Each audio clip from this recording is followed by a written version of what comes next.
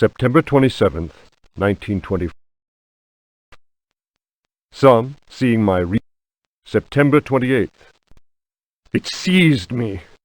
October 5th. December 16th. Was my father. January 23rd. February 7th. His terrible smile.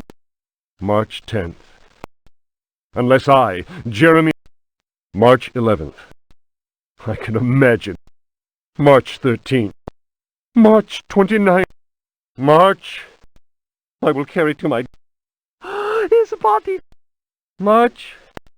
I realize that my... a curse is on their settle from the foundation.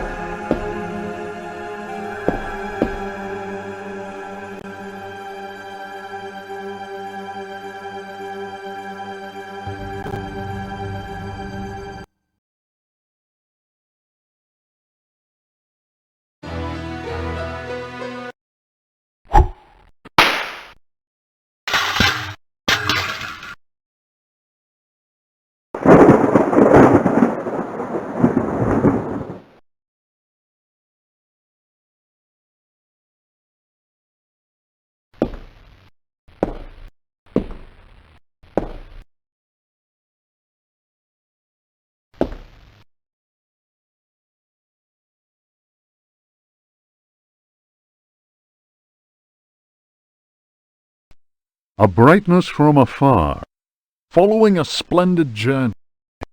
Upon the promise, one admits to being some. It would be pointless to offer. The cross cast. The drawing's will, one is convinced. Such a murder! How strange to consider that.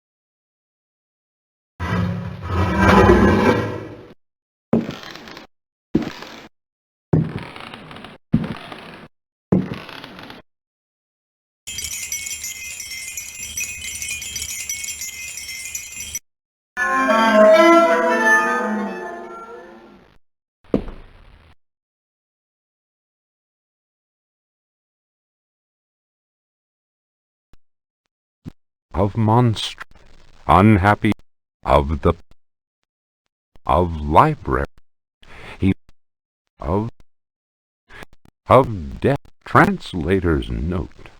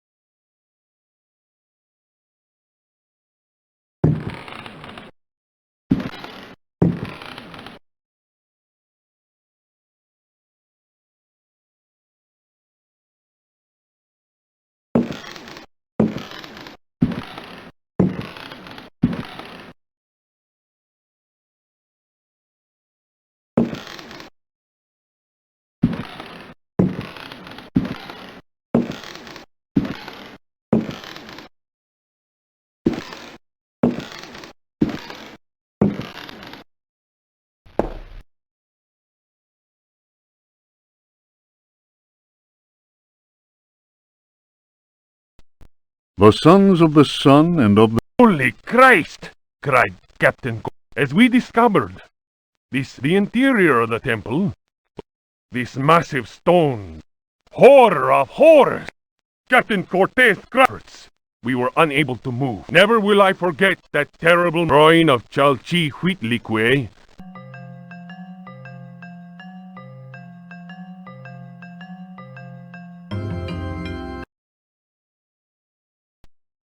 Unfinished chapter.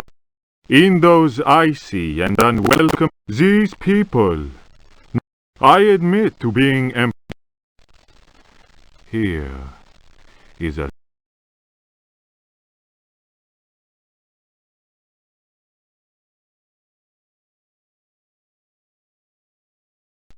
If rocks could talk... After the criminal selling, he was an adventurer, rocked by a man. When the work was finished, we left immediately. In June of 1875, Artwood was fascinated. Artwood set about Artwood worked incessantly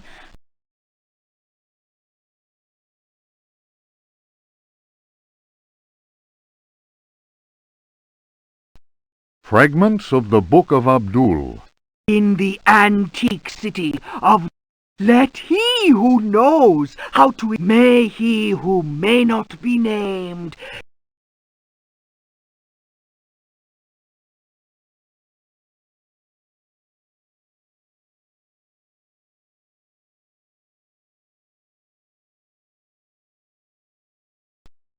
Nomine invocat.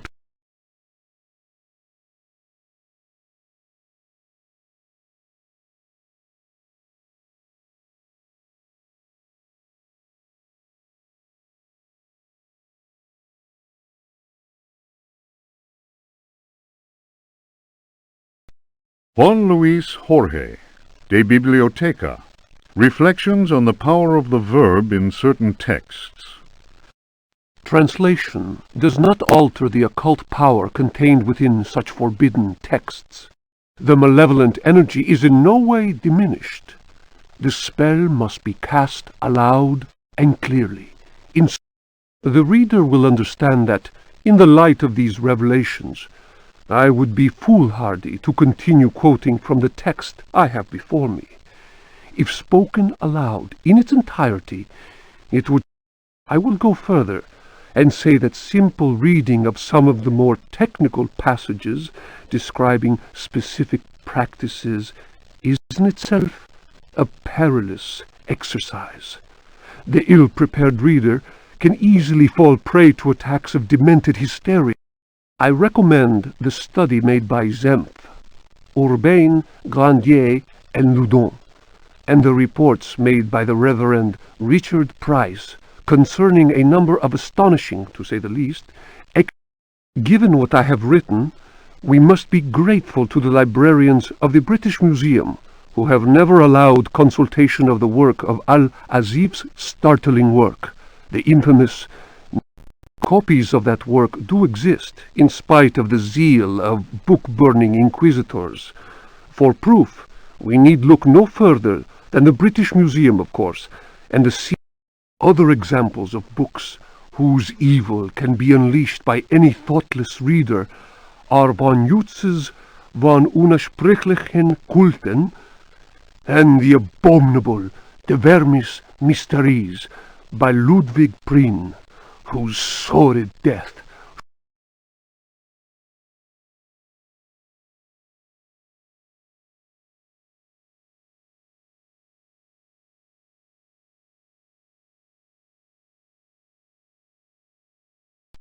The sacrificial dagger. The importance placed on ritual sacrifice is constant in religious cult practice. Propitiating the gods is a theme common to many religions. The Old Testament affords many examples. Primitive polytheistic belief systems integrate sacrifice in their rituals as part of the recurrent process. The members of their social and religious community come together in an act of purification. It would be erroneous to imagine the act of human sacrifice linking priest, offering, and God, C.F. Manzetti's stone cults, as anything less than a vital focusing of the group's faith. The act also ensures the continuing appeasement of the god, but only if practiced by a recognized officiating priest using the appropriate instrument. Studies made concerning primitive religious groups bear witness to the central role of sacrifice in living ritual. My own work in the field of ethnopsychology brought me into contact with a sorcerer living in the region of Arkham. He introduced me to the rite of steel, linked to a ceremony known as adoring the black goat of the woods with 1,000 youngs. The god being adored. Here, the dagger's role, which allows the life breath to pass from one dimension to the vagabond is a frightening figure, being able to move where he wants and to kill those who have displeased the goat god, for whom he acts as a go-between. The goat is clearly a fertility god. The priest, having spoken the invocation, The knife with a sinusoidal blade that must be dipped 7 times, on night when the moon is full, in water that has been distilled 100 times, will be laid aside, since it would send the vagabond back into his own dimension. See, the priest will rather choose the dagger with a curved blade. That is more appropriate for slitting of the lamb's throat. This act transfigures a sorcerer priest and plunges the assembled worshippers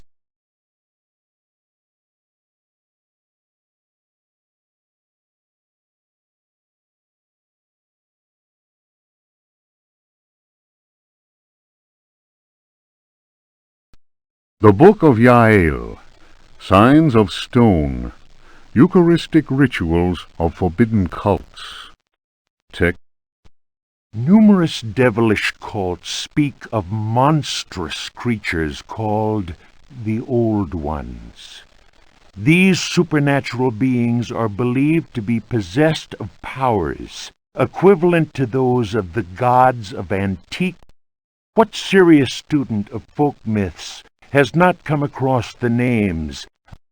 It must be said that these creatures wield tremendous power and are difficult to control once they have been unleashed into the world.